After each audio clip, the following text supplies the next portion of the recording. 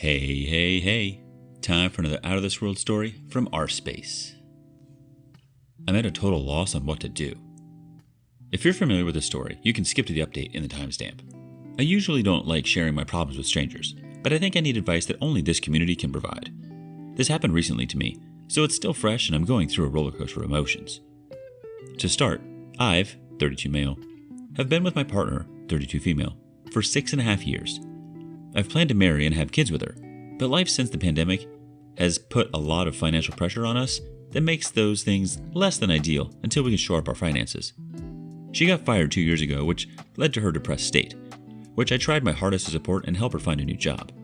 Just recently, after getting fired a couple of times, she manages to land a good job, which I helped her get. I'm super proud of her. Last month, beginning of February, she gets into a car wreck which puts us into another situation of a downward spiral. She totaled it, but I assure her we have good insurance, but we had to wait a month for a car to come in. We couldn't get one sooner. I changed my schedule to night shift so I can drive her to work, but I couldn't drive her home. She starts at 3:30 p.m. to 12 a.m., and I work from 6 p.m. to 4 a.m. So unfortunately, I had to wait at my job for hours after dropping her off, but really no big deal for the support it provides her. She would rely on several people to drive her home, otherwise she would have to wait for me. This is where things get dicey for me. For the past month, one of the several people that helped her with a ride, she also hung out after work. She told me they went to a bar and had some drinks and talked about work. But really, she was going to his place. I had no idea until last Friday after she got off, she went to her friend's house for some drinks. A little bothered, but I didn't want to act controlling. She said she would only be a couple of hours, but it turned into 6 hours trying to contact her. She finally got back to me and told me she got drunk and passed out because she was tired. I was super pissed off because she put herself in a very questionable situation. She assured me nothing happened and they were just friends.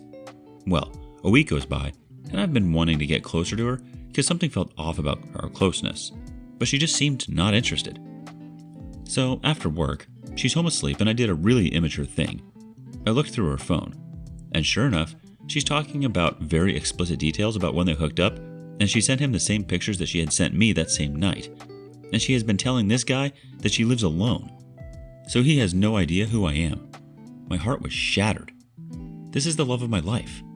I wake her up instantly, begin to ask, how could you do this? And she still tried to say I was misunderstanding things. Eventually, she came clean. She said she was dealing with an emotional trauma from being raped when she was younger by her family, and having sex with me brought that up. She has been feeling disinterested in sex for a bit, but I've been trying everything to make her comfortable, but she never shared it was because of her past.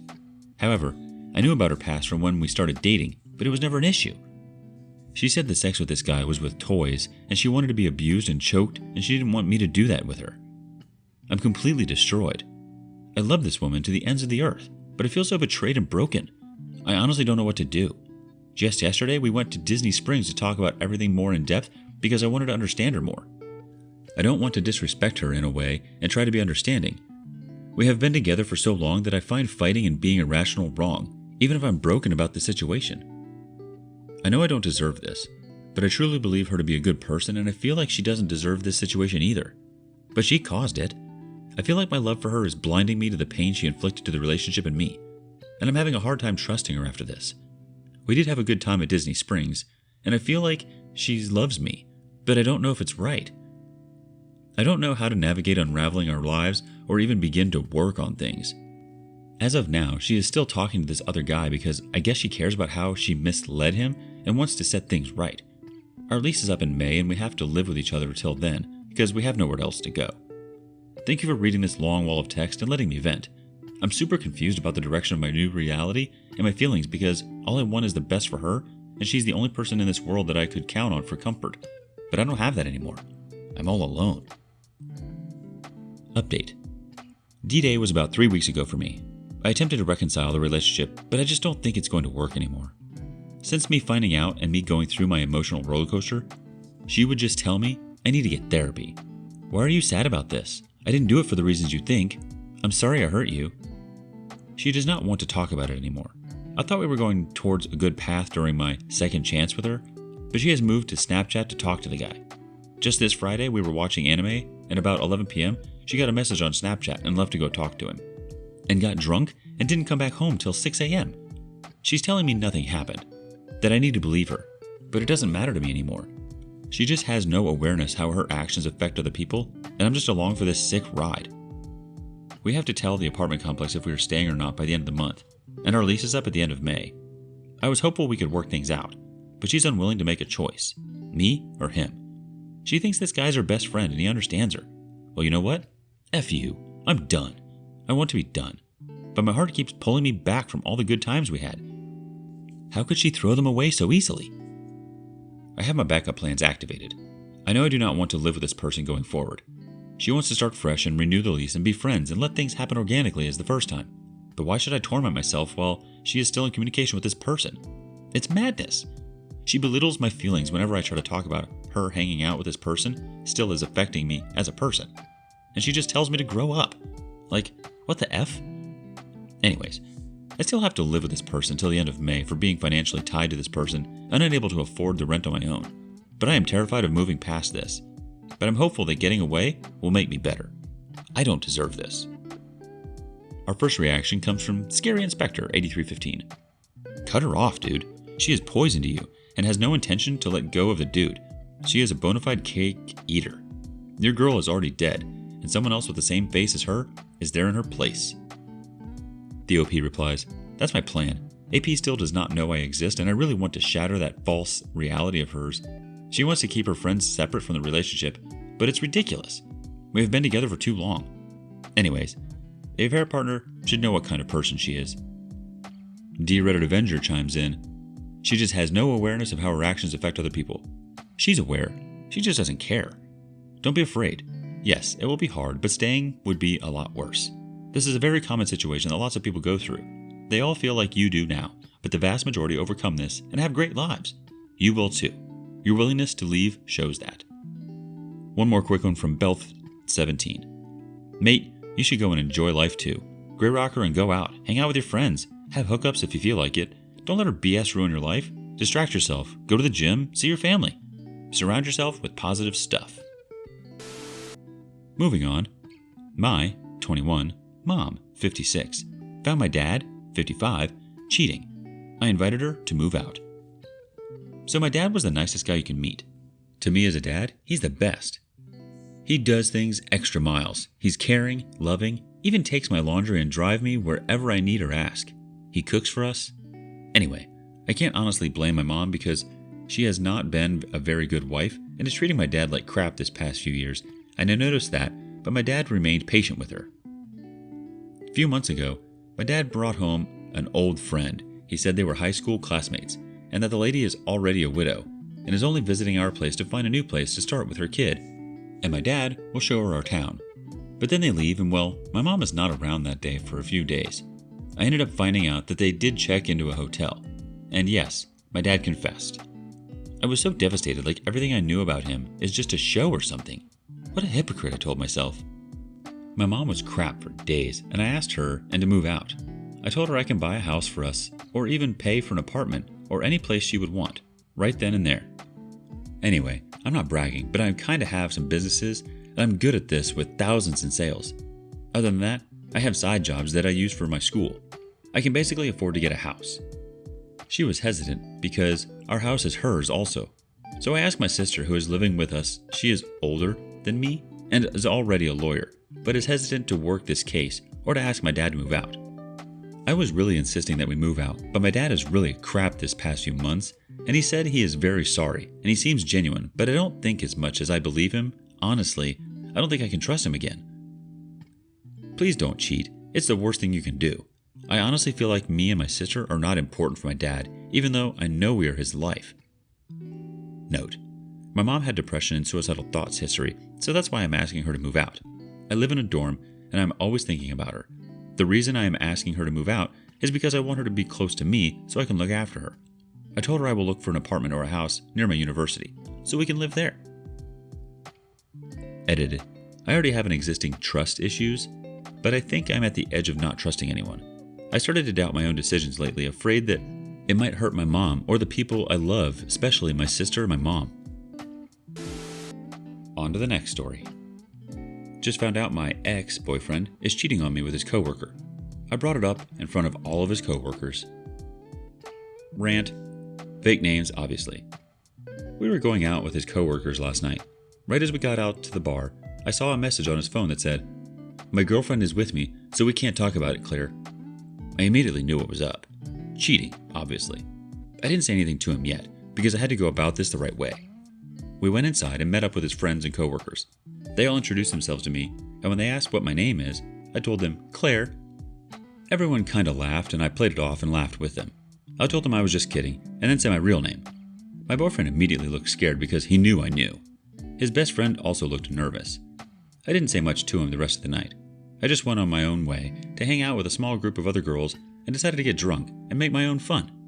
I ended up having a good time, had a lot of drinks and laughs, met some really nice girls. By the time we got home, my boyfriend was too drunk to talk about any of this. He ended up sleeping in his car, and I went inside and fell asleep in my bed. This morning I woke him up and brought him inside. I didn't get much of the story, but after a while, he just confessed to having a crush on his coworker, Claire, and trying to impress her. He said she doesn't pay attention to him though, so I told him, "That's embarrassing for you." He told me that she plays with our dog. He takes our husky to work, and always stops by his work section to see the puppy. After that, I knew all I needed to know, so I helped him pack his stuff. He's leaving today. He's taking our husky that we adopted together, the dog that he let the affair partner pet and play with while I was at work, the dog that I would sleep next to and get excited to see when they both came home from work. In all honesty, I'm really sad about the dog part of this whole situation. The fact that my, now ex, boyfriend was flirting with a girl and trying to use our dog as a way to get closer to some girl, the fact that the affair partner would cuddle up to my dog during the day and then I would do the same at night. I hope the dog is okay and I'll always love her. She's a good puppy. As for the boyfriend, he's trash. I know I can do better and I'm excited to upgrade. With love, Claire. Our first response comes from, "Sometimes I am lost. Sorry for what happened to you, but when you introduce yourself as Claire, classic. Just classic. Nice move. I would have loved to seen the look on your ex's face. You will certainly do better. With your wit and quick thinking, guys will be clamoring for you. Be sure you give yourself time to heal. It may take you long, but just take care of yourself. Best." The OP responds, "Haha, thank you. I decided to get some humor out of the situation. It felt like a good way to handle it in the moment without ruining my fun night out.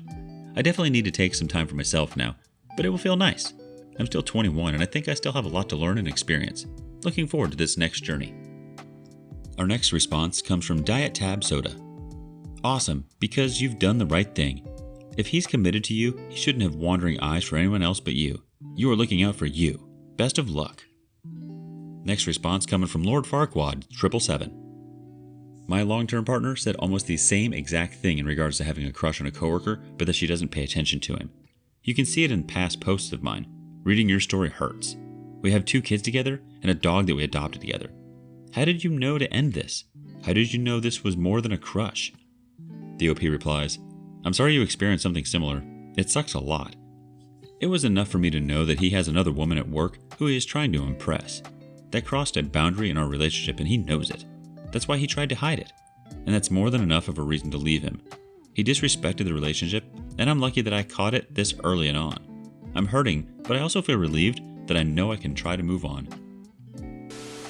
One more story. One of the things I appreciated after being cheated on was the fact that the overthinking had stopped. The anxiety of thinking, does she still love me? Does she think of me like I do? Does she hate me? Is she tired of me? Am I bothering her? Am I being too selfish to ask her of her time? And much, much more had finally stopped because I had a concrete answer. It was a horrible answer, but now all you can do is heal. At least the anxiety and overthinking stops for me, so now I can focus on getting better. I'm thankful for my own strength that questioning my worth took only a small portion of my time. I know myself and what I did for her. I know that I am valuable and that her cheating was out of my control because she chose to do that. It wasn't because I didn't do enough. It was because she was selfish. So if you have been cheated on and you know the love you gave for them was priceless, but you're still questioning your self-worth, remember that it wasn't your fault. No matter what you do or how much you do for someone, a cheater will cheat. Be proud of yourself that you were an amazing lover and they weren't. You were only a victim. Victims don't cause someone to make crime. Criminals do crime because they just do. If you gave your all to someone, you loved them like no other, gave them the world or the universe, and they still cheated, just know that I am so proud of you.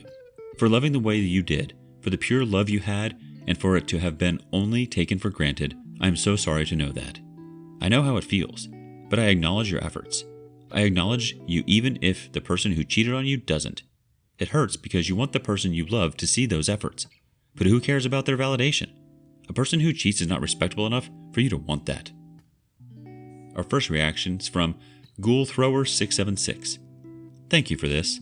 I was cheated on twice by 2 separate girlfriends, but the last girlfriend that did it broke me.